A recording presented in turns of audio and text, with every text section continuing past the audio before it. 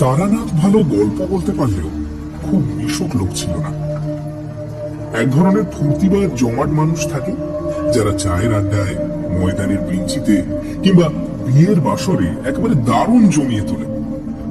তারানাথ ঠিক তার উল্টো। লোক দেখলে এসে গুটিয়ে যায়, বিশেষ করে নিজের কথা সে কিছুতেই বলতে চায় না। কিন্তু আমাদের সহানুভূতির ছোঁয়ায় তারানাথের বদ্ধ মনের দরজা অনেকখানি খুলে গিয়েছিল। অবশ্য সেটা কেবল আমাদের কাছে। ইদানিং হাত দেখানো বা গোষ্ঠী বিচারের খদ্দের প্রায় নেই বললেই চলে। বন্ধুও কেউ নেই। সারাদিন একাকিত্ব ভোগ করার পর মাঝে মাঝে বিকেলের দিকে আমরা হাজির হলে তারানাথের মুখ উজ্জ্বল হয়ে উঠত। মানুষটা গল্পের খনি। আমরা নানাভাবে খুঁচিয়ে তার কাছে গল্প আদায় করতাম। তার মতের বিরোধিতা করলে তারানাথ রেগে যেত। আমি আর কিশোরী গল্পের লোভে হঠাৎ কথার মাঝখানে হো হো করে হেসে উঠে বলতাম, বাবা তা কখনো হয়? তারানাথ চটে গিয়ে বলতো, হয় না, এই শোনো তবে। একটা নতুন গল্প শুরু হয়ে যেত। সেদিন সকাল থেকেই টিপটিপ বৃষ্টি হচ্ছে। জামা কাপড়, রুমাল, এমনকি মনের ভেতরটা অবধি ভিজে স্যাঁতস্যাঁতে হয়ে রয়েছে। অন্যদিন অফিস ছুটির পর বলাইবাবু কিংবা হরিমিত্রের সঙ্গে মোড়ের দোকানে চা খেতে খেতে রাজনীতি, জিনিসপত্রের অগ্নিমূল্য অথবা বাঙালি কি ছিল আর কি হয়েছে এসব বিষয় গভীর আলোচনা করে আনন্দ পেয়ে থাকি। কিন্তু আজ আর সেসব ইচ্ছে করল না। অফিস থেকে বেরিয়ে তারানাথের বাড়ির দিকে হাঁটা শুরু করলাম।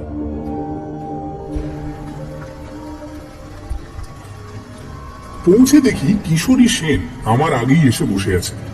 আমাকে দেখে বলল, এই যে এসো হে, তোমারই জন্য বসে আছি। কি করে জানলে আমি আসবো? ওর জন্য কি আর মন্ত্রতন্ত্র জানতে হয়?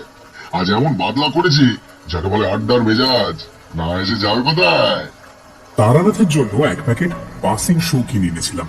তাকে দিয়ে বললাম, তারানাথ, আজ একটা ভালো গল্প হবে নাকি? তারানাথ হাত বাড়িয়ে প্যাকেটটা নিল বটে, কিন্তু তার মুখে বিশেষ প্রফুল্লতা দেখলাম না।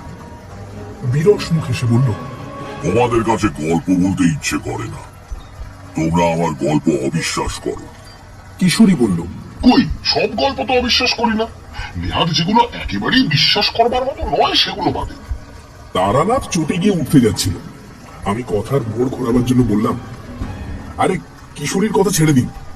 আসল কথা হচ্ছে, আপনার গল্প যদি সত্যি হয় তাহলে আমরা বিশ্বাস করলেই বা কি আর না করলেই বা কি। সত্য তো কারোর মতামত নির্ভর নয়। তারানাথ কিছুটা শান্ত হয়ে একটা সিগারেট ধরিয়ে বলল,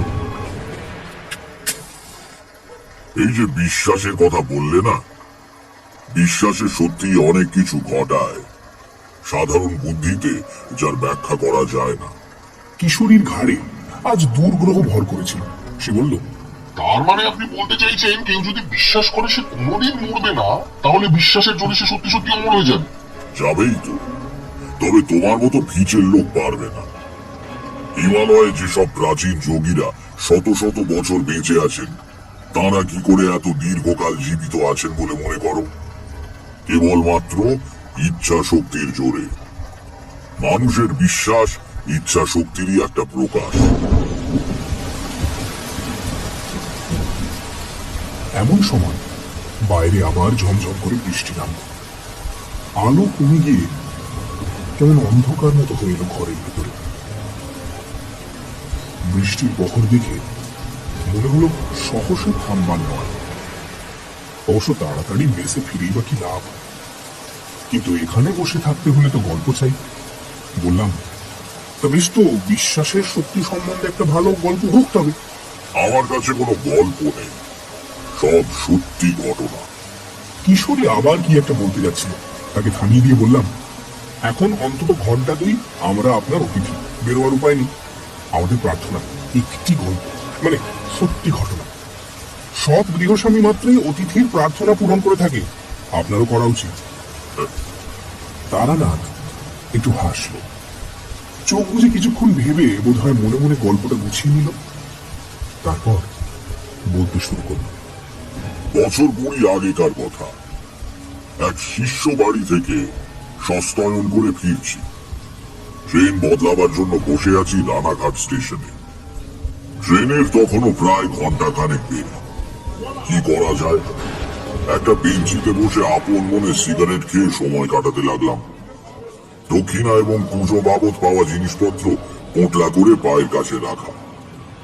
এমন সময় একজন মধ্যবয়সী লোক এসে আমার কাছে দাঁড়িয়ে বলল, একটু আগুনটা দেবেন তো ভাই। বিশেষ খেয়াল না করেই পকেট থেকে দেশলাই বের করে তার হাতে দিলাম। প্রথম কাঠিটা নষ্ট করে দ্বিতীয় কাঠি দিয়ে লোকটা বিড়ি ধরিয়ে আমাকে দেশলাই ফেরত দিল। তখনও আমি তার দিকে তাকাই। দেশলাই পকেটে পড়ে কি জানি কেন হঠাৎ লোকটার দিকে একবার চাইলাম। সে তখন পেছন ফিরে প্ল্যাটফর্মের অন্যদিকে চলে যাচ্ছে। তাকিয়ে চমকে উঠলাম। তোমরা তো জানো আমার কতগুলো বিশেষ ক্ষমতা আছে, যা দিয়ে আমি মানুষের আশু বিপদ বা ভাগ্য পরিবর্তনের কথা টের পাই। পেছন থেকে তাকিয়ে আমি লোকটার শরীর ঘিরে একটা কালো ছায়া দেখতে পেলাম। যেন একটা কালো মাসলিনের ঘেরা টোপের মধ্যে থেকে লোকটা চলাফেরা করছে। বুঝলাম মানুষটা ভয়ানক বিপদগ্রস্ত। পায়ের কাছ থেকে পোটলাটা হাতে নিয়ে আমি দ্রুত পায়ে তার পেছনে এগিয়ে গেলাম। প্ল্যাটফর্মের একটা অপেক্ষাকৃত নির্জন জায়গায় দাঁড়িয়ে লোকটি অন্যমনস্ক ভাবে লাইনের ওপারে তাকিয়েছিল। আস্তে করে ডাকলাম, শুনছেন ভাই? ভদ্রলোক ভয়ানক চমকে উঠে আমার দিকে তাকালেন। দেখলাম বছর 40 বয়সের একজন মানুষ। উদ্বেগে ও চিন্তায় মুখটা শুকিয়ে গেছে। গালে 5-6 দিনের না কামানো খোঁচা খোঁচা দাড়ি, শার্টের একটা বোতাম ভুল করে লাগানো। ভদ্রলোক বিস্মিত গলায় বললেন, আমাকে কিছু বলছেন কি? একটু বিপদে পড়লাম। কেন ডেকেছি তা ভদ্রলোককে কিভাবে বলা যায়? একজনকে তো আর হঠাৎ বলা যায় না, মশাই আপনার খুব বিপদ, কারণ আপনার চারদিকে একটা কালো ছায়া দেখা যাচ্ছে। সময় নেবার জন্য বললাম, আপনার সঙ্গে কয়েকটা কথা ছিল, একটু এদিকে আসবেন? কিন্তু আপনাকে তো ঠিক না, আপনি আমাকে চেনেন না। আসুন, ওই চায়ের দোকানটায় এক ভাঁড় চা খেতে খেতে গুছিয়ে বলছি। আসলে আমি যা বলতে চাই ও এক কথায় বলা সম্ভব নয়। যে কোনো কারণেই হোক এই সময় চায়ের স্টলে বিশেষ ভিড় ছিল না। ভদ্রলোককে একটা বেঞ্চিতে বসিয়ে 2 কাপ চায়ের অর্ডার দিলাম। ভদ্রলোক উসকুস করছিলেন, বললেন, কই কি বলবেন বলছিলেন? কি ব্যাপার বলুন তো? কোনো ভূমিকা না করেই বললাম, আমি একটু আধটু জ্যোতিষ ইত্যাদি চর্চা করি। তা আপনি যখন আমার কাছে দেশলাই চাইলেন, আমার হঠাৎ কেন যেন মনে হলো আপনার খুব বিপদ। সত্যি কি তাই? আমাকে খুলে বললে আমি হয়তো আপনার কাজে লাগতে পারি। আমার বিশেষ ক্ষমতার কথাটা আর বললাম না। প্রথমেই সে কথা বললে আমাকে হয় পাগল নয়তো ঠগ মনে করবে। ভদ্রলোক একটু সন্দিগ্ধ চোখে আমার দিকে তাকিয়ে আছেন। এবার ভালো করে দেখে বুঝলাম মানুষটা বেশ বুদ্ধিমান, কিন্তু সাম্প্রতিক দুঃসময় এবং উদ্বেগ তার মুখের স্বাভাবিক ঔজ্জ্বল্যের উপর ছায়া ফেলেছে। আজকাল সময় খারাপ, নানা রকম ধান্দাবাজ লোক চারদিকে ঘুরছে। এমন অবস্থায় আমাকে হঠাৎ বিশ্বাস করতে না পারাই সম্ভব। কিন্তু মনের যে জোর থাকলে লোকে কোনো কিছুকে দৃঢ়ভাবে অস্বীকার করতে পারে, বর্তমানে সে মনের জোর তার নেই। অসহায় ভাবে ভদ্রলোক আমার দিকে চেয়ে বসে রইলেন। এসে বললাম, ভয় নেই, আমি ঠকজোচ্চর নই। আমার একটা বিশেষ ধরনের ক্ষমতা আছে, তা দিয়ে আমি অনেক কিছু আগে থেকে বুঝতে পারি। আমার গুরুর আদেশ ছিল কারো বিপদ বুঝতে পারলে এগিয়ে গিয়ে সাহায্য করা। তাই আপনাকে দেখে। কি ধরনের বিশেষ ক্ষমতা? এই যেমন ধরুন, আপনাকে দেখে বুঝতে পারছি আপনার জন্ম চৈত্র মাসে 7 থেকে 10 তারিখের মধ্যে আপনার নামের আদ্যক্ষর ক। গত 3-4 দিনের মধ্যে আপনি বেশ বড় রকমের একটা অগ্নি ভয় থেকে রক্ষা পেয়েছেন। আর আর আর কি বলবো? বলুন। গত বছর আপনার কর্মস্থলে আপনাকে নিয়ে যে গোলমাল হয়েছিল, তাতে বিচারে আপনি রেহাই পেয়ে গেলেও দোষটা কিন্তু আপনারই ছিল। ভদ্রলোক মাথা নিচু করে শুনছিলেন। মুখ তুললে দেখলাম তার চোখে জল। আস্তে আস্তে বললেন, আগে হ্যাঁ, দোষ আমারই ছিল। কেউ জানে না সে কথা, আমার স্ত্রীও না। কিন্তু কিন্তু বিশ্বাস করুন, নিতান্ত বাধ্য হই আমি। 3000 টাকা, ঠিক তো? আগে হ্যাঁ, আপনি সবই জানতে পেরেছেন দেখছি। আপনার ক্ষমতায় আর আমি অবিশ্বাস করছি না। স্ত্রীর অসুখে বাধ্য হয়ে তাকে বাঁচাবার জন্য টাকাটা নিতে হয়েছিল। ভেবেছিলাম কেউ টের পাওয়ার আগেই দেশের জমি জমা বিক্রি করে আবার পুড়িয়ে দেব, কিন্তু তার আগেই অডিট বসলো, ঘাটতি ধরা পড়ে গেল। আমি বহু পুরনো বিশ্বস্ত কর্মচারী, আমাকে কেউ সন্দেহ করলো না। অন্য কারো ঘাড়ে দোষ পড়লে হয়তো আমি এগিয়ে গিয়ে অপরাধ স্বীকার করতাম, কিন্তু তাও হলো না। যথেষ্ট প্রমাণের অভাবে টাকাটা বাজে খরচের খাতে লিখে রাখা হলো। তারপর ভদ্রলোক আমার দিকে পূর্ণ দৃষ্টিতে তাকিয়ে বললেন, আপনার কাছে সব স্বীকার করে যেন বাঁচলাম। এতদিন মনে পাপবোধ পুষে রাখা, সে যে কি কষ্ট, কি কষ্ট। ধুতির খুঁটে মুখ মুছে আবার বললেন, হ্যাঁ, গত পরশুদিন আগুনের হাত থেকে বেঁচেছি বটে। আমার স্ত্রী পুত্র বর্তমানে দেশের বাড়িতে রয়েছে, যেখানে আমি এখন যাচ্ছি। নিজে রান্না করে খাওয়ার অভ্যেস নেই, বুঝলেন। হোটেলে খেলে আমার শরীর খারাপ হয়, তাই যা হোক দুটো ভাতে ভাত ফুটিয়ে নেবো বলে স্টোভ জেলে চাল বের করতে পেছন ফিরেছি, আর মশাই ধুতিতে লেগে গিয়েছে আগুন। কি ভাগ্য, সে সময় আমার এক বন্ধু এসে হাজির আড্ডা দিতে। সে বিছানার মোটা চাদর চেপে ধরে আগুন নেভায়। তাও তাও দেখুন না কতখানি পুড়ে গিয়েছে। এই যে দেখুন। ডান পায়ের থেকে কাপড় সরিয়ে নিতেই দেখলাম পায়ের গুলি থেকে উড়ুর পেছন অব্দি ভেজা ন্যাকড়ার ফেটটি বাঁধা। চায়ের দোকানের ছেলেটা এসে শূন্য কাপ দুটো নিয়ে গেল। তাকে বললাম আর 2 কাপ চা দিতে। সিগারেটের প্যাকেট বের করে নিজে ধরালাম, ভদ্রলোককেও দিলাম। তা সিগারেটে গোটা কয়েক লম্বা টান দিয়ে তিনি বললেন,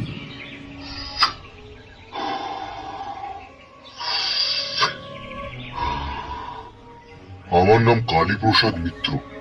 খুলনার বিখ্যাত মিত্রদের কথা হয়তো শুনে থাকবেন, আমরা তাদেরই বংশধর। অবশ্য 50-60 বছর হলো খুলনার সঙ্গে আমাদের আর কোনো যোগাযোগ নেই। ঠাকুরদা কর্ম উপলক্ষে এদিকে চলে আসেন, সেই থেকেই আর কখনো দেশে ফিরে যাওয়া হয়নি। আবার চা এলো। গরম চায় চুমুক দিয়ে কালীপ্রসাদ বললেন, নদিয়া জেলার উত্তর প্রান্তে কিছু ভূসম্পত্তি কিনে ঠাকুরদা বসবাস শুরু করেন। ব্যবসা করতেন কলকাতায়, মাঝে মাঝে গ্রামে এসে থাকতেন। তিনি ছাড়া বাড়ির লোকজন গ্রামেই থাকত। বন্দরে যেসব জাহাজ এসে ভেড়ে তাতে কাঁচা আনাজ যোগান দেওয়ার ব্যবসা করতেন ঠাকুরদা। বিলক্ষণ 2 পয়সা করেছিলেন, কিন্তু বহু প্রতিদ্বন্দ্বী জোটায় তার জীবদ্দশাতেই সে ব্যবসা নষ্ট হয়ে যায়। চেনাশুনো কাকে যেন ধরে বাবাকে এক সাহেবী ফার্মে চাকরিতে ঢুকিয়ে দেন। বাবা অবসর গ্রহণ করার পর সেই চাকরি আমি পেয়েছি। কতদিন হলো বাবা রিটায়ার করেছেন? তা বছর 20 তো বটে। বাবার বয়স এখন প্রায় 80, কিন্তু বেশ ভালো স্বাস্থ্য। অসুখ বিসুখ কিছুই নেই, কেবল চোখে একটু কম দেখেন। যা হোক, যা বলছিলেন বলে যান। জ্ঞাতিদের শত্রুতায় ঠাকুরদাকে খুলনা ছেড়ে আসতে হয়েছে। আসবার সময় দেশের সম্পত্তির বিশেষ কিছুই আনতে পারেনি। নগদ সামান্য টাকা যা ছিল তাই দিয়ে কলকাতার ব্যবসা শুরু করেন। কেবল প্রাণের চেয়েও প্রিয় একটি জিনিস বয়ে নিয়ে আসেন। কি জিনিস? একটি অষ্টধাতুর তৈরি কালী মূর্তি, আমাদের গৃহদেবী। 4-5 পুরুষ ধরে এই মূর্তি আমাদের পরিবারে পুজো পেয়ে আসছে। ঠাকুরদার বাবা মানে আমার প্রপিতামহ, তিনি ছিলেন তন্ত্র সাধক। আজীবন সাধনা করে তন্ত্রের বিভিন্ন শাখায় সিদ্ধি লাভ করেছিলেন বলে শোনা যায়। তার জীবনের শেষ দিকে একবার গ্রহ নক্ষত্রের কি এক বিচিত্র সংস্থান এবং অমাবস্যা একসঙ্গে পড়ে। তেমন যোগ নাকি 100 বছরেও একটা বড় আসে না। সেই বিশেষ অমাবস্যার রাত্রিরে আমার প্রপিতামহ সারা রাত জেগে তন্ত্রের এক গূঢ় প্রক্রিয়া সাধন করেন। শেষ রাত্রে হোমকুণ্ডে পূর্ণাহুতি দিয়ে একটা গোল লোহার কৌটোয় পুজোর উপাচার থেকে কি একটা জিনিস পুড়ে কৌটোটা প্রপিতামহর হাতে দিয়ে বলেন, এই নাও রাখো, এই যা করে দিয়ে গেলাম আমাদের বংশে আর হঠাৎ কারো কোনো বিপদ হবে না। সত্যি তারপর থেকে আজ পর্যন্ত এই কৌটোটা আমাদের সব আপদে বিপদে রক্ষা করে এসেছে। কারো অসুখ বিসুখ হলে এই মা কালীর কৌটো তার মাথায় বুকে ঠেকিয়ে দিলে সে ভালো হয়ে ওঠে। ডাক্তার জবাব দিয়ে গিয়েছে এমন মরণাপন্ন রোগীকেও মা কালীর কৌটোর প্রভাবে সেরে যেতে দেখেছি। সেও না হয় কাকতালীয়, কিন্তু কে একবার কৌটোর মহিমা নিয়ে উপহাস করায় বাবা সাপুড়েদের সদ্য ধরা বিষাক্ত বক্র সাপের সামনে কৌটোটা ধরেন। ছোটবেলার ঘটনা হলেও আমার পরিষ্কার মনে আছে, সাপটা সঙ্গে সঙ্গে মাথা নিচু করে গুটিয়ে এতটুকু হয়ে পড়ে রইল, চোখের মুখে নুন পড়লে যেমন হয়। ভাবতে পারেন? এটা কিন্তু দ্রব্যগুণ হতে পারে। ঠিক, দ্রব্যগুণে সাপ বশীভূত হয়, কিন্তু লোহার কৌটো ফুটো করে দ্রব্যগুণ বের হবে কি করে সেটা বলতে পারেন? যথার্থ কথা বললাম, বলে যান। যাই হোক, বিগত 3 পুরুষ ধরে আমাদের পরিবারের ভালো মন্দর ব্যাপারে আমরা মা কালীর কৌটোর উপর নির্ভর করে থাকি। তবু তো আমি আধুনিক লোক, বাস করি আধুনিক কলকাতায়। আমার বিশ্বাস হয়তো অতটা দৃঢ় নয়, কিন্তু বাবা প্রাচীন মানুষ, ডাক্তার উকিলের চেয়ে এই কৌটোর উপর তার নির্ভরতা বেশি। মাস 6 আগে কলকাতার বাসায় আমার বড় ছেলের খুব অসুখ হয়, ছেলে মরণাপন্ন হয়ে পড়ে। সেই সময় আবার আমার অফিসে অডিট বসেছে, টাকাটার বিষয় নিয়ে হইচই হচ্ছে। ভেতরে বাইরে আমি তখন খুব বিপন্ন। টাকার ব্যাপার বাবা জানতেন না, কিন্তু নাতির অসুখের খবর পেয়ে আমার এক খুড়তুতো ভাইয়ের হাত দিয়ে মা কালীর কৌটোটা কলকাতায় আমার কাছে পাঠিয়ে দেন। কৌটোর মহিমাতেই কিনা জানি না আমার ছেলেটি সেরে ওঠে, আর আমার অফিসের গোলমালও মিটে যায়। একটু থেমে কালীপ্রসাদ বললেন, কিছু মনে করবেন না, আমাকে আরেকটা সিগারেট দেবেন? সিগারেট ধরিয়ে ঘন ঘন টান দিয়ে প্রায় অর্ধেক করে আনবার পর কালীপ্রসাদ আবার বলতে শুরু করলেন,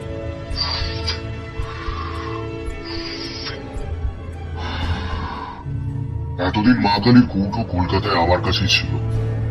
হঠাৎ দিন 2 আগে বাবার এক জরুরি চিঠি পেলাম। সে এক অদ্ভুত চিঠি। ছেলে বউকে কদিন আগেই বাবার দেখাশোনা করার জন্য দেশে পাঠিয়ে দিয়েছিলাম, এখন চিঠি পেয়ে আমিও চলেছি, কৌটোটাও সঙ্গে করে নিয়ে যাচ্ছি। চিঠিটা অদ্ভুত বলছেন কেন? কি আছে চিঠিতে? উত্তরে কালীপ্রসাদ কাঁধের ঝোলা থেকে একটা খাম বের করে আমার হাতে দিয়ে বললেন, নিজেই পড়ে দেখুন। বয়স্ক মানুষের ঈষৎ কম্পিত হস্তাক্ষরে লেখা চিঠি। স্নেহের কালীপ্রসাদ, আশা করি মঙ্গলময়ের কৃপায় কুশলী আছো। এক বিচিত্র ঘটনার সম্মুখীন হইয়া তোমাকে এই পত্র দিতেছি। আজ কয়েকদিন হইল আমাদের বাটিতে নানা অলৌকিক এবং ভৌতিক উপদ্রব আরম্ভ হইয়াছে। ইহার কারণ বা কিভাবে নিরসন হইবে কিছুই বুঝিতে পারিতেছি না।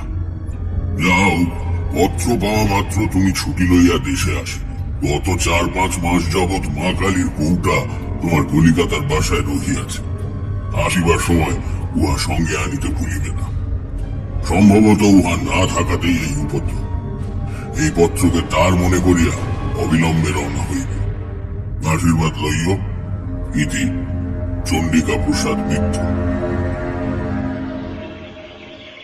পড়া শেষ করে চিঠিটা কালীপ্রসাদকে ফেরত দিলাম। ভদ্রলোক জিজ্ঞাসা করলেন, কি বুঝলেন? রহস্যময় চিঠি বটে। কি অলৌকিক ব্যাপার কিছু আন্দাজ করতে পারেন? তা কি বলা যায়, সে তো কত কিছুই হতে পারে। আচ্ছা, আগে কখনো আপনাদের বাড়িতে এরকম কিছু হয়েছে? কখনো না। বেলা পড়ে আসছে, আমার ট্রেন আসবার সময় হলো। কালীপ্রসাদ দাঁত দিয়ে নিচে ঠোঁট কামড়ে ধরে কি যেন ভাবছে। যাক, আমার আর কি করবার আছে। পোঁটলাটা হাতে নিয়ে বেঞ্চি থেকে উঠে দাঁড়ালাম। বললাম, আসি তাহলে, সাবধানে থাকবেন। কালীপ্রসাদ কেমন যেন হতাশ আর ভীত গলায় বললেন, কিন্তু কিন্তু আমার কি হবে জানেন? আমার আমার বড্ড ভয় করছে, আমার বড্ড ভয় করছে। বিপদে ঈশ্বরকে স্মরণ করবেন। একমাত্র তিনি সমস্ত ভয় থেকে মানুষকে মুক্ত করতে পারেন। কালীপ্রসাদের মুখ দেখে মনে হলো না যে আমার উপদেশে তিনি কিছুমাত্র ভরসা পেয়েছেন। অবশ্য সেজন্য তাকে দোষ দেওয়া যায় না। ঈশ্বর অদৃশ্য, আড়ম্বর করে তার পুজো দেওয়া যায়, কিন্তু জীবনের সমস্ত ক্ষেত্রে তার উপর সম্পূর্ণ নির্ভর করা একটা উচ্চ স্তরের সাধনা। সে সাধনায় কালীপ্রসাদ এখনো সিদ্ধি লাভ করতে পারেননি। কিন্তু আমি আর কি করব? বিদায় সূচক সামান্য হেসে পেছন ফিরে হাঁটতে শুরু করলাম। কয়েক পা হেঁটে আসতে না আসতেই কালীপ্রসাদ দৌড়ে এলেন। শুনছেন? শুনছেন? একটু দাঁড়ান, একটু দাঁড়ান। দাঁড়ালাম। কালীপ্রসাদ আমার কাছে পৌঁছে বললেন, আরেকটা কাজ করা যেতে পারে। কি? আপনি কি তাতে রাজি হবেন? করেই ফেলুন না, আমারও তো এদিকে ট্রেন আসবার সময় হলো। গুরুত্বপূর্ণ কথা শুরু করার ভঙ্গিতে কেশে গলা পরিষ্কার করে কালীপ্রসাদ আমার দিকে তাকিয়ে বললেন, আপনি আমার সঙ্গে আমাদের দেশের বাড়ি চলুন। প্রস্তাবটা নিতান্ত আকস্মিক। অবাক হয়ে বললাম, আমি আপনার বাড়িতে? হ্যাঁ, আপনি অলৌকিক শক্তির অধিকারী। আপনি গেলে আমাদের অমঙ্গল কেটে যাবে। আপত্তি করবেন না, দয়া করে আমার সঙ্গে চলুন। বলুন, যাবেন? লোকটা সত্যি ভয় পেয়েছে, পাওয়াই স্বাভাবিক। একটু চিন্তা করলাম। বাড়িতে এমন কিছু বলে আসেনি যে তাড়াতাড়ি ফিরবো। আরো 5-7 দিন দেরি হলে কোনো ক্ষতি নেই। দেখাই যাক না এর সঙ্গে গিয়ে। বললাম, আচ্ছা চলুন, যাব। কালীপ্রসাদের চোখের দৃষ্টি কৃতজ্ঞতায় ভারী হয়ে এলো। আমার হাত দুটো ধরে তিনি বললেন, বাঁচলাম। সত্যি বিশ্বাস করিনি আপনি যেতে রাজি হবেন। ধন্যবাদ, অনেক ধন্যবাদ। একটা ছোট্ট গ্রাম্য স্টেশনে নেমে পাক্কা 3 মাইল হেঁটে কালীপ্রসাদের বাড়ি। গ্রামে যখন ঢুকলাম তখন রাত্রি প্রায় 8টা। গ্রামের তুলনায় শেষ রাত। কৃষ্ণপক্ষের সুমুখ অন্ধকার রাত্রি। পঞ্চমীর রাঙা চাঁদ পূব দিগন্তের নিচে থেকে চালতে গাছের পেছন দিয়ে এক অলৌকিক গোলকের মতো উঠে আসছে। গ্রামের প্রায় শেষের দিকে আম জাম গাছে ঘেরা নির্জন বাড়ি, পাঁচিল দিয়ে ঘেরা। সদর দরজায় শেকল নাড়তে একটু বাদে দরজার ফাঁক দিয়ে লণ্ঠনের আলো দেখা গেল, কিন্তু কারো সাড়া শব্দ নেই। যেন ভেতরে যে দাঁড়িয়ে সে সাহস করে দরজা খুলতে পারছে না। কালীপ্রসাদ হেঁকে বললেন, অভিরাম নাকি? দরজা খোল। অভিরাম, দরজা খোল।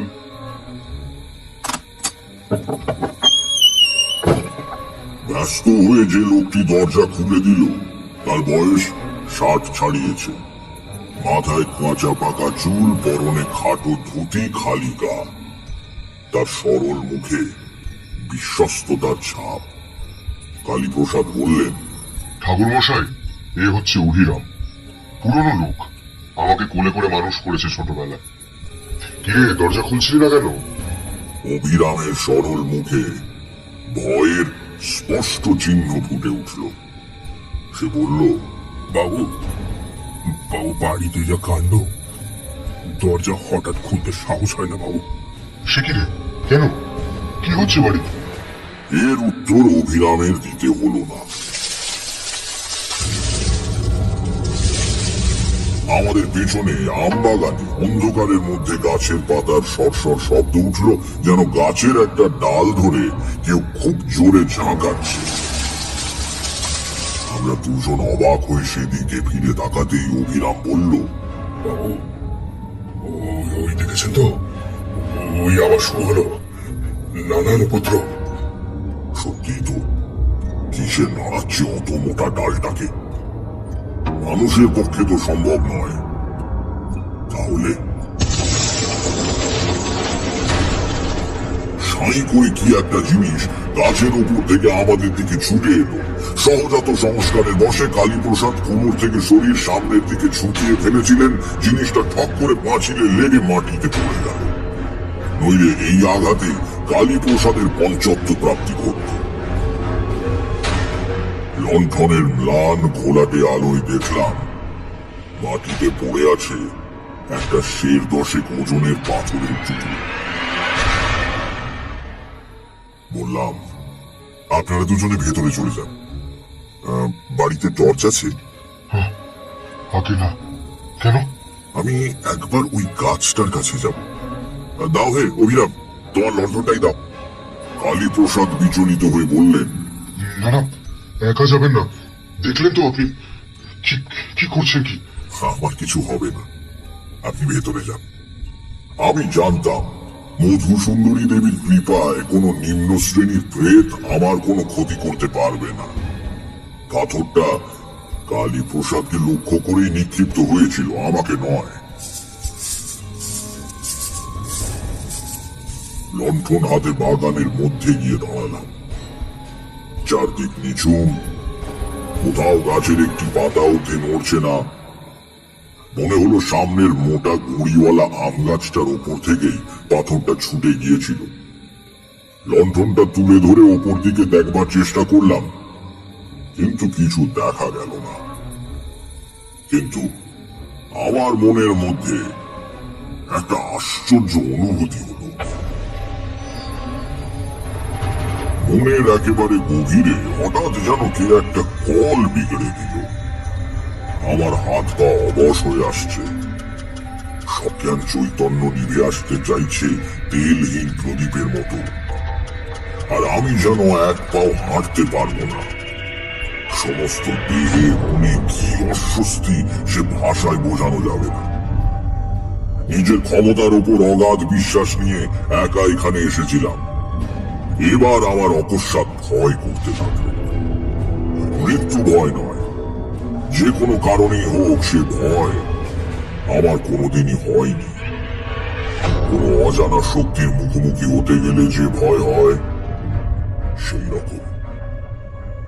বিশ্রী একটা গন্ধে ভরে গিয়েছে চারদিক। প্রতি নিঃশ্বাসে গন্ধটা একেবারে ফুসফুসের ভেতর অব্দি চলে গিয়ে যেন শরীরকে অপবিত্র করে দিচ্ছে। মনকে স্থির করে আমি মধুসুন্দরী দেবীর ধ্যান মন্ত্র আবৃত্তি করতে লাগলাম।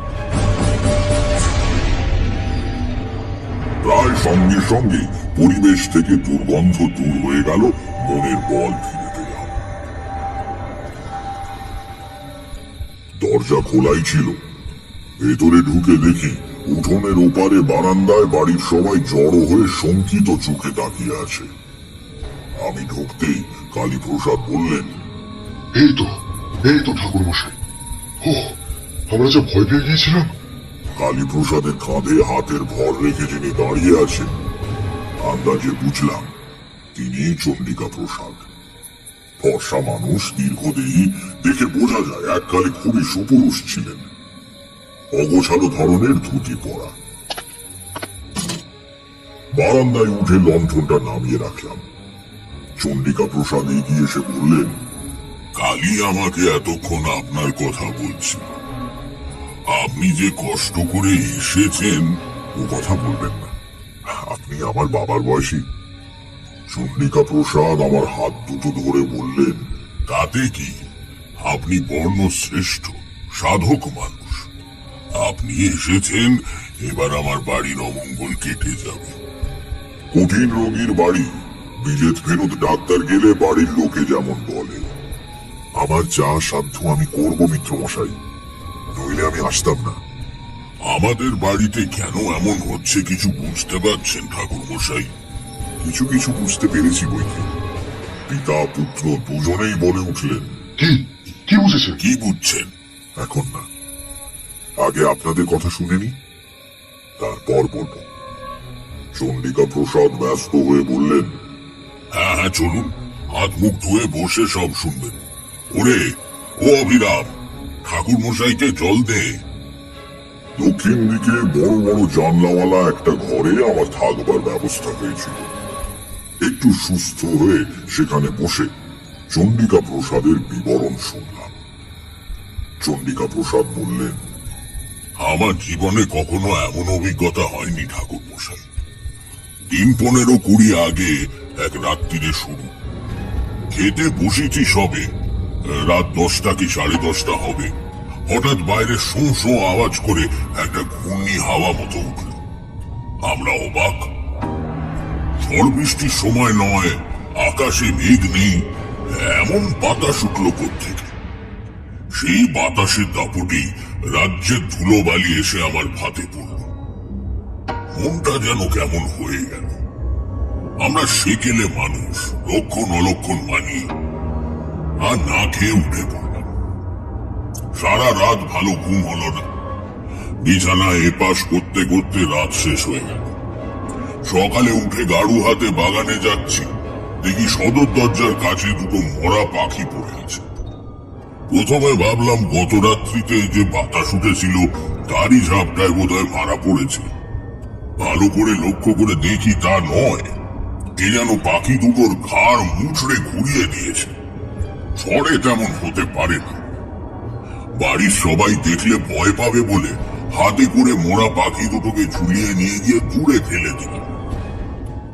একটু দম নিয়ে চন্ডিকা প্রসাদ বললেন, এই হলো শুরু। মাঝে মাঝেই উল্টোপাল্টা বাতাস দেয়, বাড়ির জিনিসপত্র হুড়মুড় করে পড়ে যায়, অদ্ভুত গোঙানির শব্দ শোনা যায় বাড়ির চারপাশে। এসব কিন্তু আমার বাড়ির এবং চারদিকের কিছুটা জায়গায় ঘটে। পরে গ্রামের মধ্যে জিজ্ঞেস করে দেখেছি, তারা ঝড় বাতাস কিছুই টের পায়নি। কেন এমন হচ্ছে কিছুই বুঝতে পারছি না। আপনি কি বলেন ঠাকুর মশাই? চন্ডিকা প্রসাদের দিকে তাকিয়ে বললাম, আপনার বাড়িতে কোনো প্রেতের উপদ্রব হচ্ছে না, অন্তত যে অর্থে আমরা প্রেত কথাটা ব্যবহার করি সে অর্থে নয়। ভদ্রলোক অবাক হয়ে বললেন, তাহলে? ব্যাপারটা আপনাকে বোঝানো একটু কঠিন হবে। আমাদের এই মানুষের জগতের মতোই আরো বহু জীব লোক আমাদের চারদিকে সর্বদাই বর্তমান। তারা ঠিক ভূত বা প্রেত নয়, তারাও এক ধরনের জীব, হয়তো মানুষের চেয়ে অন্যরকম। তাদের মন, চিন্তা, আচার ব্যবহার সবই মানুষের থেকে আলাদা। আমাদের বিচারে হয়তো অমানুষিক। সে জগতের সমস্ত পদার্থই আমাদের কাছে অদৃশ্য ও অস্পর্শযোগ্য। বস্তুত একই স্থান অধিকার করেও এই দুই জগৎ একে অপরের কাছে অস্তিত্বহীন। কিন্তু মাঝে মাঝে প্রকৃতির কোনো আশ্চর্য খেয়ালে এই ছায়া জগৎ আমাদের জগৎটাকে স্পর্শ করে। এখানে ঠিক তাই হয়েছে। আমরা কোনোভাবে তাদের দুনিয়াতে ঢুকে পড়েছি। সেটা তাদের পছন্দ না হলে তাদের দোষ দেওয়া যায় না। যা ঘটতে দেখছেন সেটা হচ্ছে আমাদের জাগতিক বস্তুর ওপর তাদের মানসিক শক্তির ক্রিয়া। হয়তো তারা ভাবছে এইভাবে ভয় দেখিয়ে তাদের জগৎ থেকে তারা আমাদের দূর করতে পারবে। বাড়িতে বেড়াল কুকুর ঢুকলে আমরা যেমন ঠেঙিয়ে দাঁড়াই আর কি। পার্থক্য এই যে এক্ষেত্রে এসবে কোনো কাজ হবে না। পরিবেশে আর একটা বড় রকমের ঝাঁকুনি লাগলে দুটো জগৎ আবার বিচ্ছিন্ন হয়ে যাবে, তার আগে নয়। আমি থামতে চন্ডিকা প্রসাদ কিছুক্ষণ স্তব্ধ হয়ে বসে রইলেন। তারপর বললেন, এসব আপনি জানলেন কি করে? খুলে বললে বিস্তর কথা বলতে হয়, ইচ্ছে করছিল না। সংক্ষেপে বললাম, আমি জানতে পারি। ওই ঝাঁকুনি না কি বলে, সেটা কি করে দেওয়া যায়? সেটা আপনা আপনি হয়ে যেতে পারে, যেমন করে শুরু হয়েছিল। সস্তয়ন বা স্থান শুদ্ধি গোছের একটা হোমও করতে পারি। কিন্তু আপনাকে সত্যি কথাই বলে রাখা ভালো, এই ধরনের উপদ্রবের কথা আমি গুরুদেবের কাছে শুনেছি মাত্র, নিজের চোখে দেখছি এই প্রথম। এ বিষয়ে আমার বিশেষ কোনো অভিজ্ঞতা নেই। আমার হোমে কতদূর কাজ হবে জানি না। চন্ডিকা প্রসাদ কি একটা ভাবলেন, তারপর বললেন, তা হোক, আপনি হোমের আয়োজন করুন। আর একটা কথা, যদি কিছু মনে না করেন। না, বলুন আপনি। একটু ইতস্তত করে চন্ডিকা প্রসাদ বললেন, আপনার উপরেই যদিও সবকিছু ছেড়ে দিচ্ছি, তবু আমার নিজস্ব বিশ্বাসের জন্য যদি কিছু ক্রিয়াকলাপ করি তাতে আপনার আপত্তি হবে না তো? না, আমার কি আপত্তি, করুন আপনার যা ইচ্ছে। চন্ডিকা প্রসাদ ছেলের দিকে তাকিয়ে বললেন, কালী, কৌটোটা এনেছিস তো? হ্যাঁ বাবা, এনে দেবো? নিয়ে আয়। কালী প্রসাদ উঠে পাশের ঘর থেকে মা কালীর কৌটো এনে বাবার হাতে দিলেন। সেটা নিয়ে চন্ডিকা প্রসাদ আমার দিকে তাকিয়ে বললেন, এটার কথা শুনেছেন বোধহয়? হ্যাঁ, কালীবাবু আসতে আসতে আমাকে বলেছেন। তাহলে তো আপনি সবই জানেন। এই কৌটোর ওপর আমাদের সবার মানে একটা গভীর বিশ্বাস আছে আর কি। তবে বিশ্বাসটা অযৌক্তিক নয়, পরীক্ষিত সত্য। গ্রামে বসন্তের মড়ক লেগে হাহাকার পড়ে গিয়েছিল। এই কৌটো হাতে মা কালীর নাম করতে করতে বাড়ির চারদিকে ঘুরে গন্ডি কেটে দিয়েছিলাম। অর্ধেক গ্রাম সাফ হয়ে গিয়েছিল, কিন্তু আমাদের বাড়িতে অসুখ ঢোকেনি। আজও তাই করব ভাবছি। কৌটো নিয়ে বাড়ির চারধারে গন্ডি কেটে দেব। আসবেন আমার সঙ্গে? কালী, তুইও আয়। বাইরে যাবার জন্য সবে উঠে দাঁড়িয়েছি, হঠাৎ বাড়ির ভেতরে হুড়মুড় করে বিকট শব্দ হলো। ধাতব কিছু পড়ে যাওয়ার আওয়াজ। চন্ডিকা প্রসাদ বললেন, ওই শুরু হলো আবার, চলুন দেখি। ভেতরের বারান্দা থেকে আওয়াজ এসেছিল। সেখানে গিয়ে দেখলাম বাড়ির মেয়ে আর বাচ্চারা বারান্দার অপর প্রান্তে কাঠ হয়ে দাঁড়িয়ে আছে। 10-12খানা ইট দিয়ে বেদি মতো করে তার উপরে একটা লোহার ড্রাম দাঁড় করানো ছিল চাল রাখবার জন্য। সেটা উল্টে পড়ে চাল ছড়িয়ে পড়েছে চতুর্দিকে। আমরা যখন পৌঁছলাম তখনও ড্রামটা গড়াচ্ছে। আমাদের পায়ের কাছে এসে থেমে গেল।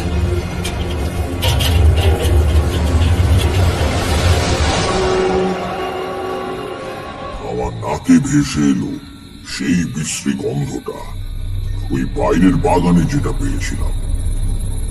চন্ডিকা প্রসাদ হতভম্ব হয়ে দাঁড়িয়েছিলেন। তাকে বললাম, যা করবার করে ফেলুন, আর রাত করবেন না। সদর দরজা দিয়ে আমরা বাইরে এলাম, সঙ্গে কালীপ্রসাদ আর লণ্ঠন নিয়ে অভিরাম। চাঁদ ঢাকা পড়েছে গাছের পাতার আড়ালে। মাটিতে ম্লান জ্যোৎস্না আর ছায়ার খেলা। ঝোপে ঝাড়ে জোনাকি জ্বলছে। বাতাস নেই কোনো দিকে, কেমন একটা থমথমে আবহাওয়া।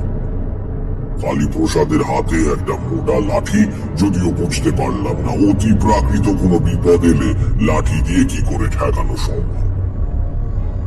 চন্ডিকা প্রসাদের হাতে মা কালীর কৌটো, মুখে বিড়বিড় করে কি মন্ত্র পড়তে পড়তে চলেছেন।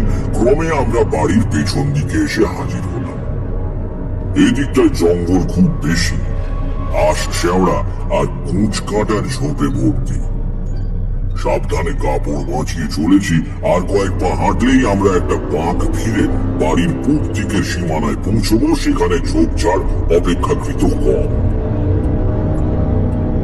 এমন সময় আমার মনের ভেতর সেই পরিচিত বিপদের ঘন্টাটা বেজে উঠল। আমি বুঝতে পারলাম এক্ষুনি একটা কিছু ঘটবে। প্রায় সঙ্গে সঙ্গে ডান দিকের একটা ঘন ঝোপের মধ্যে খড়খড় করে দিন পড়ল। আমরা সবাই থমকে দাঁড়িয়ে সেদিকে তাকালাম। কালীপ্রসাদ 2 হাতে লাঠি বাগিয়ে ধরেছেন। অভিরাম লণ্ঠন মাটিতে নামিয়ে রেখে নিঃশব্দে তার হাত থেকে লাঠিটা নিল। পর মুহূর্তে ঝোপের মধ্যে থেকে কালো মতো বেশ বড় সড় কুকুরের আকারে কি একটা জিভ বেরিয়ে এসে ক্রুদ্ধ গর্জন করে চন্ডিকা প্রসাদের দিকে ছুটে গেল। কালীপ্রসাদ ভয়ে চিৎকার করে উঠলেন। আমি বলে উঠলাম, সামনে দাঁড়ান একটু, এত বিচলিত হবেন না। জন্তুটা চন্ডিকা প্রসাদের পায়ে হাত বসিয়ে দিতে গেল। অস্ফুট আর্তনাদ করে সরে গেলেন তিনি। প্রায় সঙ্গে সঙ্গে অভিরাম সবলে লাঠি দিয়ে আঘাত করল প্রাণীটার মাথায়। শূন্য মাটির হাঁড়ি ফেটে যাবার মতো হঠাৎ করে শব্দ হল।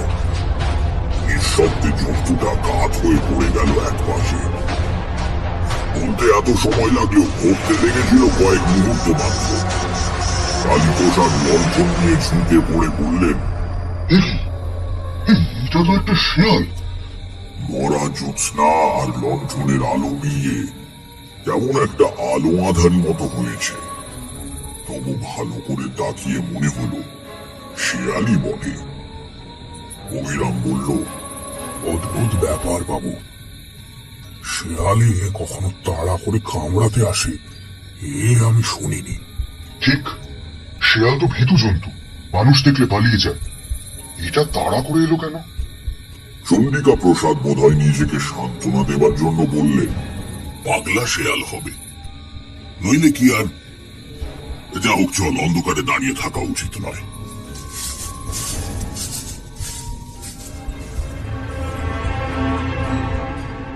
এদিনের গৃহ প্রদক্ষিণের একটা ফল কিন্তু হাতে হাতে দেখতে পেলাম। সে রাত্রির থেকে বাড়ির ভেতরের উপদ্রব বন্ধ হয়ে গেল। সারা রাত সজাগ হয়ে শুয়ে রইলাম। কাশির শব্দ শুনে টের পাচ্ছিলাম চন্ডিকা প্রসাদও জেগে, কিন্তু সে রাতে আর কোনো উপদ্রব হলো না। পরের দিন সমস্ত ব্যাপারটা অদ্ভুত ভাবে মিটে গেল। যে কথা বলবার জন্য এই গল্পের অবতারণা, আমাকে আর যোগ্য করতে হয়নি। এই ঘটনায় আমার ভূমিকা ছিল শুধুই দ্রষ্টার। মরা শেয়ালটার পা ধরে টেনে অভিরাম দূরে আম বাগানের উপাসে একটা পতিত জমিতে ফেলে দিয়ে এসেছিল। রাত্রিরেও কোনো উপদ্রব হয়নি। সকালে উঠে দেখলাম বেশ প্রসন্ন সূর্যের আলোয় চারদিক ভরে আছে। চন্ডিকা প্রসাদের সঙ্গে নানা বিষয়ে আলাপ করে দিনটা কেটে গেল। ভদ্রলোক সেকেলে মানুষ হলেও হিন্দু শাস্ত্রের বিভিন্ন দিক নিয়ে বেশ পড়াশোনা করেছেন। দুপুরে সুন্দর দিবানিদ্রা দিয়ে যখন উঠলাম, তখন বিকেলের রোদ মিলিয়ে গিয়ে ছায়া গাঢ় হয়ে এসেছে। বাইরের তক্তাপোষে বসে চন্ডিকা প্রসাদ হুঁকোয় টান দিচ্ছিলেন, সেখানে গিয়ে বসলাম।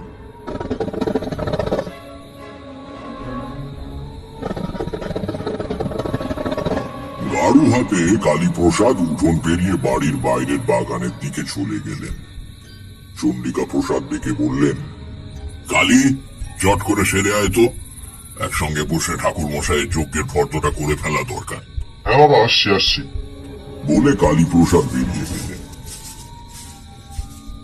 সকালের আলোচনার খেই ধরে চন্ডিকা প্রসাদ বললেন, হ্যাঁ, সকালে যে কথা হচ্ছিল, নিষ্ঠা এবং সদ্গুরুর প্রয়োজন তো আছে ঠিকই, কিন্তু মন্ত্রোচ্চারণের যথার্থতার উপরেই অনুষ্ঠানের সাফল্য নির্ভর করে। মন্ত্রের প্রত্যেক অক্ষরের একজন অধিষ্ঠাত্রী দেবী আছে, সঠিক উচ্চারণ না হলে তারা কুপিত হন।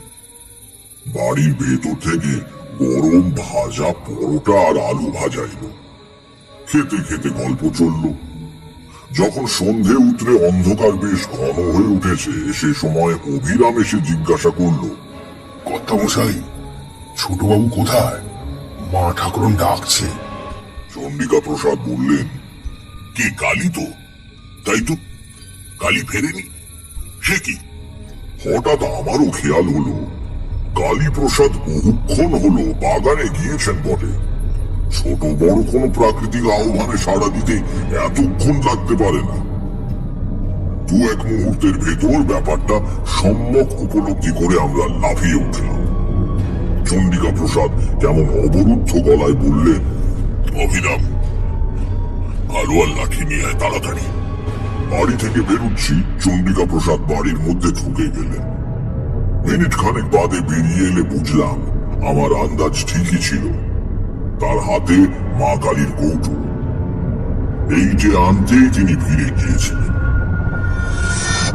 আমবাগানে পা দিয়ে বুঝতে পারলাম এ বাড়ির ওপর থেকে দুর্ভাগ্যের কালো ছায়া একেবারে মিলিয়ে যায়নি। সমস্ত পরিবেশে ছেয়ে আছে একটা বিকট গন্ধ। গতকাল এসে যেটা পেয়েছিলাম, বিকেলবেলা মনের মধ্যে যে প্রসন্নতা জেগে উঠেছিল, তা কোথায় যেন বিলীন হয়ে গেল। লণ্ঠন হাতে অভিরাম আগে আগে চলেছে। সে ডাকছে, ছোট বাবু গো, ও ছোট বাবু। চন্ডিকা প্রসাদ ডাকছেন, কালী, কালী। ওদিকে আমার বুক গুনগুন করছে। আজ সন্ধ্যেটা ভালো নয়, ভালো নয়।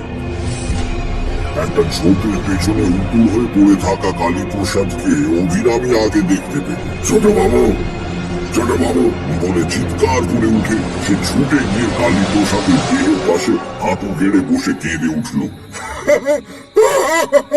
ছোট বাবু! পর মুহূর্তেই আমরাও পৌঁছে গেলাম। আমি শক্ত করে চন্ডিকা প্রসাদের হাত ধরে রেখেছি, বুঝতে পারছি তার সমস্ত শরীর ঠকঠক করে কাঁপছে। এই অবস্থায় সেটাই স্বাভাবিক। নিচু হয়ে কালীপ্রসাদের নাড়ি দেখলাম, বুকে হাত দিয়ে স্পন্দন বোঝার চেষ্টা করলাম। নাড়ি ঠিক আছে, তবে মৃদু। সোজা হয়ে দাঁড়িয়ে বললাম, ভয় নেই, ইনি অজ্ঞান হয়ে গিয়েছেন। অভিরাম, চলো ধরাধরি করে একে বাড়ি নিয়ে যাই। চলো চলো। আমরা অজ্ঞান কালীপ্রসাদের দেহ তুলবার জন্য নিচু হয়েছি। হঠাৎ ঠিক গতকালের মতো ঝোপের মধ্যে খসখস শব্দ হলো, যেন আমাদের দিকে আসছে, কিন্তু তার গতি কালকের চেয়ে ধীর। আমাদের ভয় চকিত দৃষ্টির সামনে ঝোপ ফেলে বেরিয়ে এলো একটা শেয়াল। গতকাল যে শেয়ালটাকে অভিরাম মেরেছিল, সেই শেয়াল। প্রাণীটার মাথা দুধাপ হয়ে আছে, ঘিলু বেরিয়ে গড়াচ্ছে ডান চোখের ওপর দিয়ে, অন্য চোখে মৃত নিষ্প্রাণ দৃষ্টি। প্রকট দংস্ট্রার ভাব দিয়ে জিভের আধখানা বেরিয়ে রয়েছে। সে এক অনৈসর্গিক বিভৎস দৃশ্য। ধীর কিন্তু অমোঘ গতিতে শেয়ালটা আমাদের দিকে এগিয়ে আসতে লাগলো। কোনো দিকে কোনো শব্দ নেই, গাছের পাতায় বাতাসের সামান্যতম মর্মর নেই। সমস্ত জগৎটাই অন্ধকারের চাদরে ঢাকা পড়ে আড়াল হয়ে গিয়েছে চেতনার থেকে। থাকবার মধ্যে কেবল সামনে ওই সচল মৃতদেহটা। হঠাৎ অনুভব করলাম আমার পাশে চন্ডিকা প্রসাদের নিঃশ্বাস দ্রুত হয়ে উঠেছে। তাকিয়ে দেখলাম তার বার্ধক্যে স্তিমিত চোখে কি এক আগুন জ্বলছে। মুখের ভঙ্গিতে ভয় নেই, আছে প্রবল ক্রোধ। তাড়াতাড়ি মা কালীর কৌটো হাতে নিয়ে সামনে ঝুঁকে পড়ে কৌটোটা বাড়িয়ে ধরে বললেন, হা! সচল মৃতদেহ স্থান হয়ে গেল। আবার সোজা হয়ে দাঁড়িয়ে কৌটো শুদ্ধ হাত মাথার ওপর তুলে চিৎকার করে চন্ডিকা প্রসাদ বললেন, মা কালীর নামে বলছি, আমার বাড়ির সব বিপদ দূর হয়ে যাক। যদি সধর্ম নিষ্ঠার সঙ্গে পালন করে থাকি, যদি সৎ কায়স্থের সন্তান হই, যদি জীবনে কোনো পুণ্য সঞ্চয় করে থাকি, তার সবটুকু জোরে আদেশ করছি, যে অপদেবতারা আমার বাড়িতে ভর করেছে তারা এই মুহূর্তে দূর হয়ে যাক। আমার হাতে পবিত্র নির্মাল্যের এই কৌটো রয়েছে, দেখি তাদের কত শক্তি। সাধ্য থাকে আমার ক্ষতি করো। মাথার উপরে কৌটো তুলে ধরে তিনি বিভিন্ন দিকে ঘোরাতে লাগলেন। শিয়ালের মৃতদেহটা আস্তে আস্তে আবার কাত হয়ে পড়ে গেল। এবার সেটা সত্যিই পড়েছে। তার সঙ্গে সঙ্গে একটা অদ্ভুত ব্যাপার হলো। এতক্ষণ বন ছিল নিস্পন্দ, নীরব। হঠাৎ কোথা থেকে ছুটে এলো ঝড়ের মতো বাতাস। সারা বাগান ঝোপ ঝাড় তোলপাড় করে কিছুক্ষণ সেই বাতাস বইল। অভিরাম বলে উঠল, ঠাকুরমশাই দেখুন, দেখুন ঠাকুরমশাই দেখুন। তার নির্দেশিত দিকে তাকিয়ে দেখলাম সেখানে গাছপালা একটু কম, পাতার ফাঁক দিয়ে রাত্রির আকাশ দেখা যায়।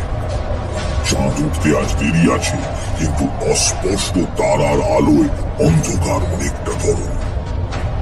বাতাসের ঘূর্ণির সঙ্গে পাক খেয়ে একটা জমাট অন্ধকারের স্তম্ভ আকাশে অনেকখানি ঠেলে উঠেছে। অন্ধকারের উপাদানে তৈরি অমানসিক এক আকৃতি। পরিচিত কিছুর সঙ্গে তার কোনো মিল নেই। সমস্ত পরিবেশ থেকে, চন্ডিকা প্রসাদের বাড়ির উপর থেকে, আম বাগান থেকে বাতাসের সঙ্গে উঠে যাচ্ছে গুঁড়ো গুঁড়ো অন্ধকার। কিছুক্ষণের মধ্যেই অন্ধকারের কালো পিণ্ডটা অনেক উপরে উঠে গিয়ে আবছা হয়ে মিলিয়ে গেল। তারপরে বনের বাইরে থেকে ভেসে এলো এক ঝলক বাতাস। বুক ভরে নিঃশ্বাস নেবার মতো সহজ, স্বাভাবিক, মুক্ত বাতাস। কিটকিট করে নিশাচর কীট পতঙ্গেরা ডাকতে শুরু করলো। আমরা কেউ কথা না বললেও বুঝতে পারলাম অমঙ্গলের ছায়াটা একেবারে সরে গিয়েছে। কালীপ্রসাদকেও বয়ে নিয়ে যাবার প্রয়োজন হলো না, এর কিছুক্ষণের মধ্যেই তার জ্ঞান ফিরে এলো। বাগান থেকে ফেরবার মুখে শেয়ালটা এসে ওর সামনে দাঁড়িয়েছিল। ভদ্রলোক স্নায়ুর উপর এত চাপ সহ্য করতে পারেননি। ফেরবার সময় চন্ডিকা প্রসাদ বললেন, দেখলেন আমার মা কালীর কৌটোর গুণ, সব ব্যাটাকে তাড়িয়ে দিলাম। তা বটে। তারানাথ থামল।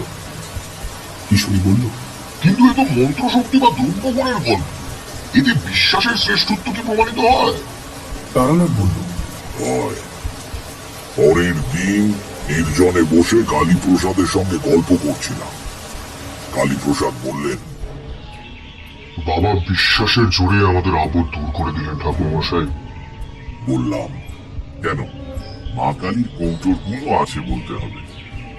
প্রাণ হেসে কালীপ্রসাদ বললেন, দাঁড়ান, একটা জিনিস তাহলে আপনাকে দেখাই। একটু পরে হাতে করে মা কালীর কৌটোটা নিয়ে ঘরে ঢুকলেন ভদ্রলোক এবং আমার বিস্মিত দৃষ্টির সামনে ঢাকনাটা খুলে ফেললেন। বাধা দিয়ে বলে উঠলাম, ও কি করছেন? মন্ত্রপুত নির্মাল্য খুলতে নেই, ওতে গুণ নষ্ট হয়ে যায়। কিছু না বলে কালীপ্রসাদ বিছানার ওপরে কৌটোটা উপর করে ধরলেন। ভেতরে যা ছিল চাদরের উপর ছড়িয়ে পড়ল। ভেতর থেকে বেরোলো কতগুলো গোল গোল করে পাকানো খবরের কাগজের গুলি। আর কিচ্ছু নেই। অবাক হয়ে বললাম, এ কি, নির্মাল্য কই? নেই। তার মানে? কালীপ্রসাদ মাথা নিচু করে বললেন, মানে আসল কৌটো অনেকদিন আগে হারিয়ে গিয়েছে, এটা নকল। ছেলের অসুখের সময় কলকাতা নিয়ে যাওয়ার পথেই কোথাও পড়ে যায়। বাবা শুনলে অনর্থ করবেন, এই ভয় শিশি বোতলওয়ালার কাছ থেকে 2 পয়সা দিয়ে এই কৌটোটা কিনে। বাবা আজকাল চোখে কম দেখেন, তাকে ঠকানো সহজ। কাজে বুঝতেই পারছেন, যা হয়েছে তা বাবার বিশ্বাসের জন্যই হয়েছে। আর কেউ জানে এই কথা? শুধু আপনার বৌমা, মানে আমার স্ত্রী, অন্য কেউ না। বাবার বয়স হয়েছে, আর কদিনই বা বাঁচবেন বলুন? খামোখা তাকে দুঃখ দিয়ে লাভ আছে কি ঠাকুর মশাই? তারানাথ থামল। ঘরের মধ্যে স্তব্ধতা। বাইরেও বৃষ্টি ধরে এসেছে। একটা নিঃশ্বাস ফেলে কিশোরী বলল, গল্পটা বেশ। গল্প বানানোয় আপনার একটা স্বাভাবিক দক্ষতা আছে, এটা মানতেই হবে। সিগারেট ধরাতে গিয়ে তারানাথ জ্বলন্ত চোখে কিশোরীর দিকে তাকাল। আমি ব্যাকুল হয়ে উঠে দাঁড়িয়ে কিশোরীর হাত ধরে টানলাম। কিশোরী, কিশোরী, ওঠো ওঠো ওঠো, আবার বৃষ্টি এলে বাড়ি ফেরা মুশকিল হয়ে পড়বে, চল।